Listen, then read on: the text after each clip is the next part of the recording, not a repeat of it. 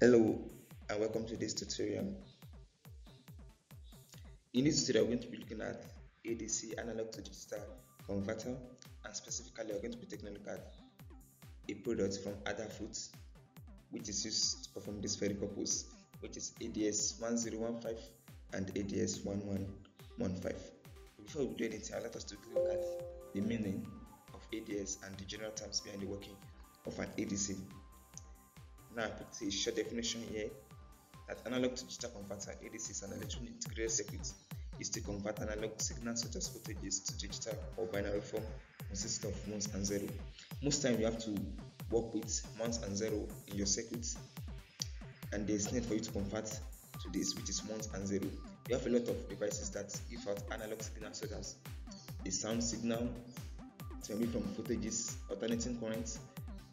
They give out analog signals. Voltages, they give out analog signals. Sometimes you have to convert to ones and zero. Now, if you are working with development boards such as Arduino, there's something we have. It's a pin on Arduino called the analog pins. They're usually labeled A0, A1, A2. So this pin, you can use it to reach analog inputs from maybe a sensor, a analog sensor, or other sources.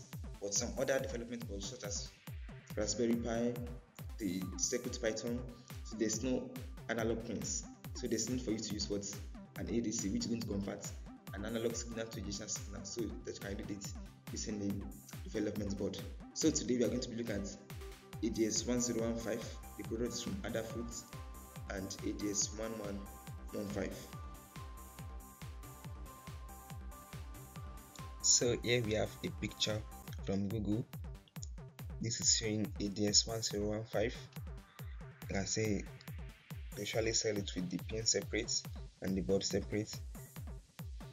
From this, you can see the ADS as let's count number of pin 1, 2, 3, 4, 5, 6, 7, 8, 9, 10. So we have 10 pins with the ADS1015.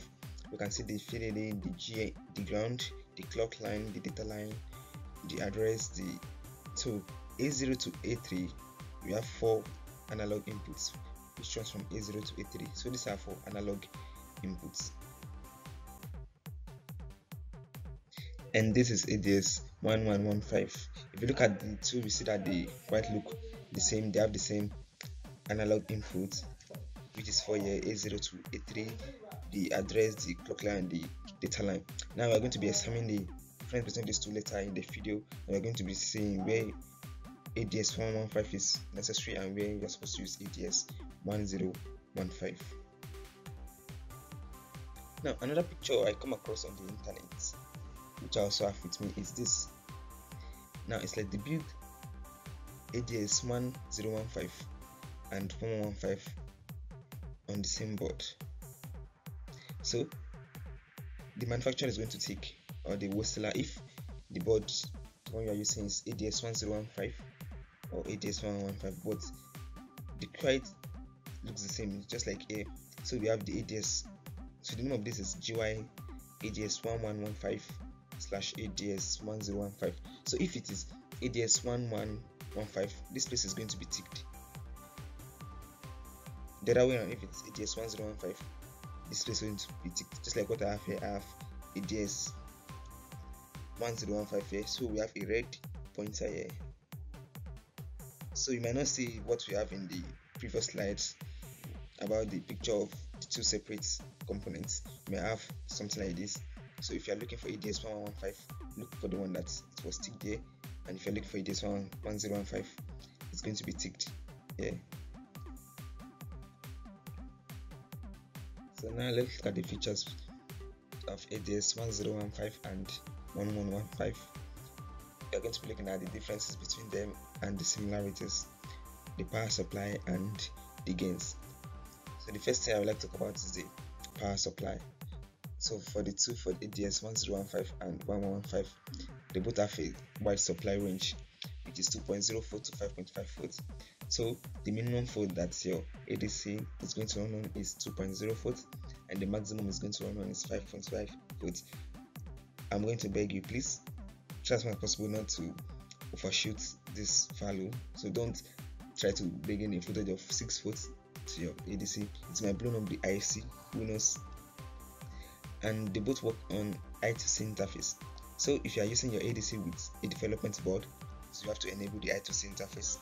Once upon a time I was working with Raspberry Pi, so I have to enable the I2C interface on the Raspberry Pi before I was able to work with the ADC. So now, one of the important difference between the two is that the ADS1015 is a 12-bit ADC with 4 channels. Please take note of this very well. It's 12-bit ADC with 4 channels. So if you need a higher precision, you have to go for ADS1115, which has 16 bits of values for you. They both have 4 channels. Don't forget, we see that in the pictures when you're looking at the analog inputs. They both have analog inputs from A0 to A3. It consists of 4 channels, and they both have a programmable gain, so you can set your gain to a particular number. If you are working with, if you want to read higher currents, you have to make your gain to be very low, and if you want to work with very small current, you have to set the gain to be high a little bit.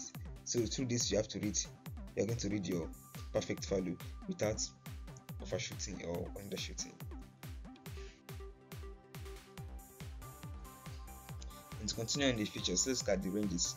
So the 16-bit ADS1115 ranges from -32,768 to 32,767.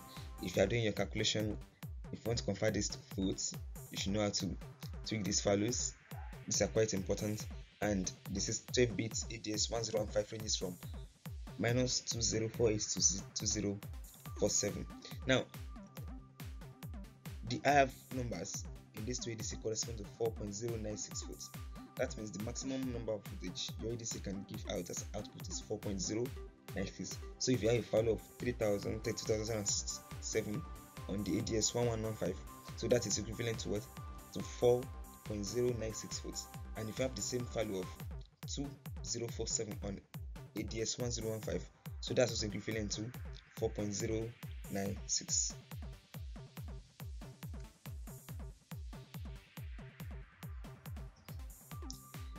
To get more information on this, you can go to the Adafruit website on how to interface the ADC with any of your development board. They provide quite a lot of information that you're going to need. The code, the Python code, C++ code, you're going to see everything there. It's a very good place to check and to know more about the ADC. Thank you for watching it today, and subscribe to the channel, and I'm going to see you later.